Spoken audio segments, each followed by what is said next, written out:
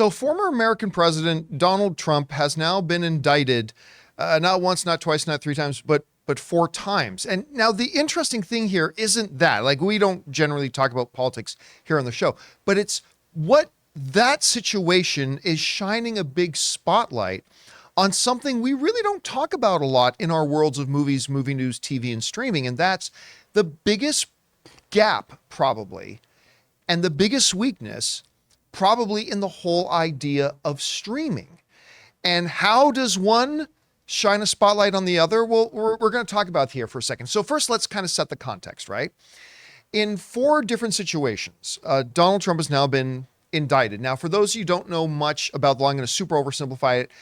Basically, what happens is prosecution goes to a grand jury made up of a bunch of American citizens. You know, anywhere from, I think it's like 8 to 14 American citizens sit on a grand jury. And then what the prosecution does is that they present all the evidence.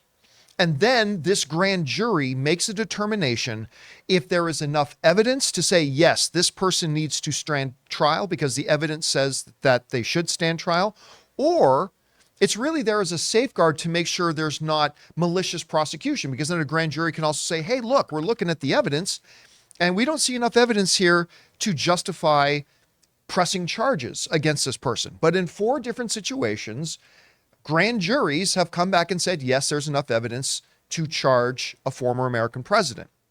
Now, this brings up a really big issue, I think, for the world of streaming, but broadcasting as a whole, because clearly this is kind of the story of the century. A former American president, doesn't matter which one or which party or whatever, has been indicted by 4 grand juries. This is clearly going to be really big television. This is going to be something that gets watched a lot and talked about a lot. And that brings us to the whole topic of the role of news in the modern broadcast climate, and how news is a really big missing hole in our transition to streaming. Now, before we get into the streaming part, let's talk about this for a second. In 1934, there was something called the Communications Act, right? That basically laid out that if you were going to have a license to be a broadcaster and use American airwaves, there was a couple of big things. And the big statement that came out of that is public interest, convenience, and necessity. Public interest, convenience, and necessity. A lot of that is expressed through news. And you got the Federal Communications Commissions, the FCC, and off their website, we got this. We go over to the classroom here. Broadcasters must comply with a number of affirmative public interest programming and service obligations. For example, broadcast licensees must provide coverage of issues facing their communities and place lists of programming used in providing significant treatment of such issues in their public inspection. In other words, what the government was basically kind of saying is that, hey, TV networks, you want to use the American Airways? Great. But you got to have public interest, convenience, and necessity. You got to have news. It's more than just news, but you got to have news. And it used to be that news was exactly that. It was just meeting the public interest. It wasn't about ratings, because news was never to be a money generator. It was a part of that network's broadcasting that was there complying with public service. What's happened, though, in my lifetime is that news has become just another entertainment for-profit enterprise. So what happens when news becomes a for-profit entertainment enterprise, you start to get an erosion of news, because it's not really news anymore.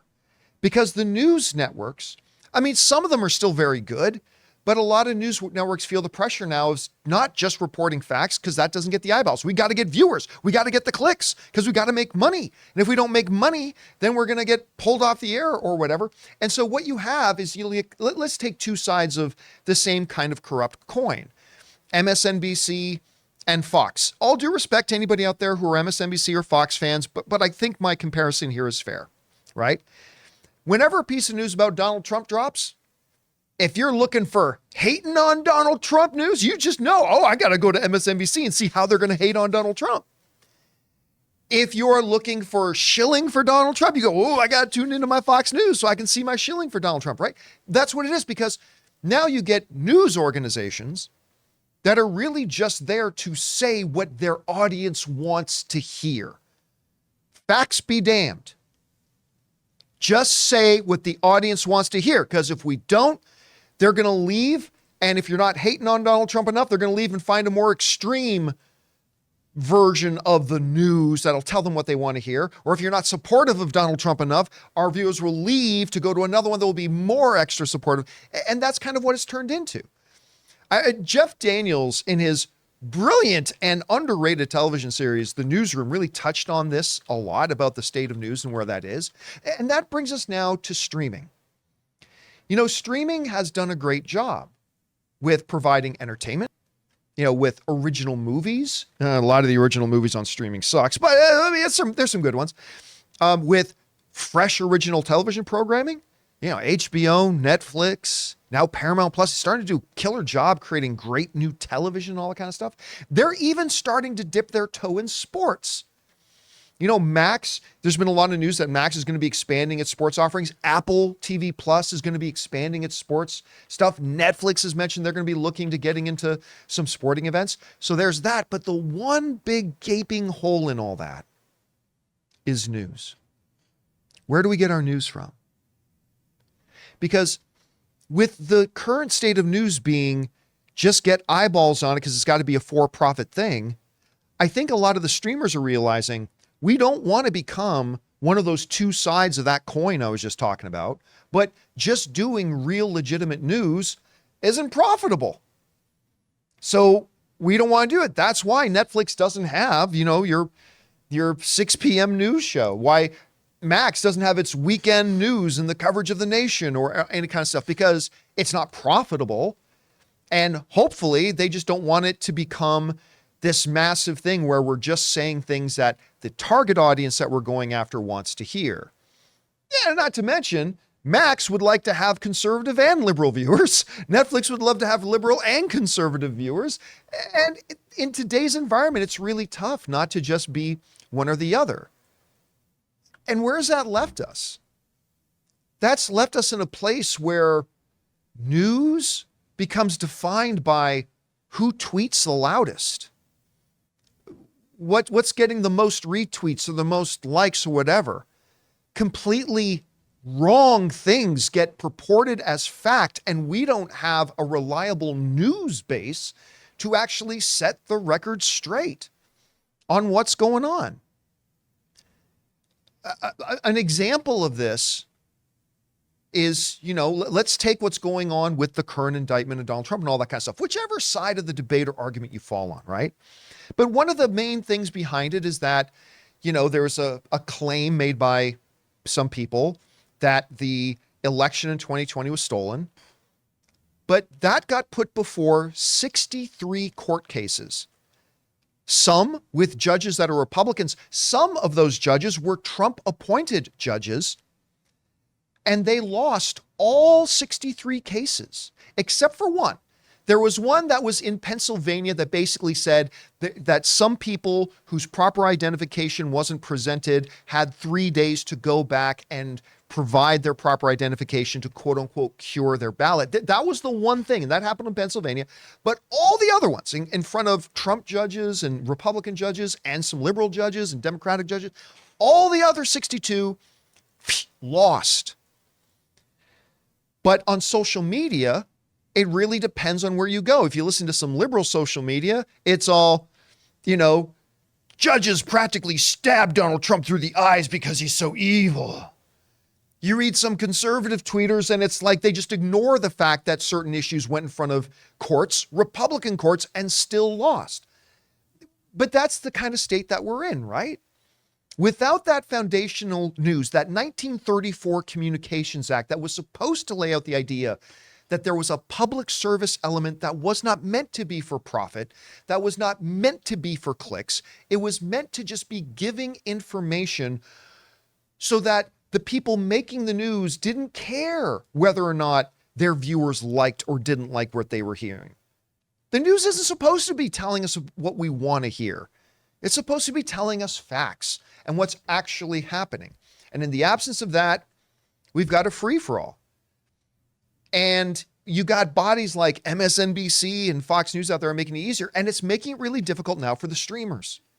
Because the streamers have seen how this whole thing has eroded and decayed and become an effing mess for the traditional television broadcasters trying to do news.